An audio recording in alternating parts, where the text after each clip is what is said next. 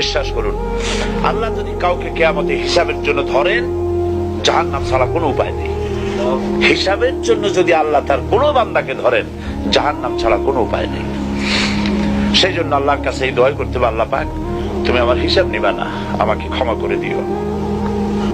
তুমি যদি কিয়ামতের দিন আমাকে প্রশ্ন করো যে যৌবন কাটাইছো কোন পথে, আমি তো জবাব দেওয়ার পথ রাখি নাই। আমি তো আমার যৌবনকে নষ্ট করে ফেলেছি।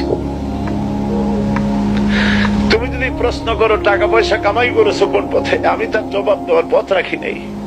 যদি প্রশ্ন করো কোন পথে খরচ করেছো, আমি সেটারও পথ রাখি নাই, নষ্ট করে ফেলেছি।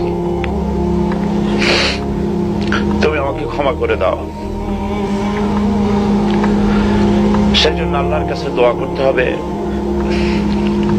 রব্বানা আতিনা ফিদ দুনিয়া হাসানাতান ওয়া ফিল আখিরাতি হাসানা ওয়া কিনা আযাবান নার ওয়া আদখিলনাল জান্নাতা মাআল আবরার ওয়া আদখিলনাল জান্নাতা বিগাইরি হিসাব।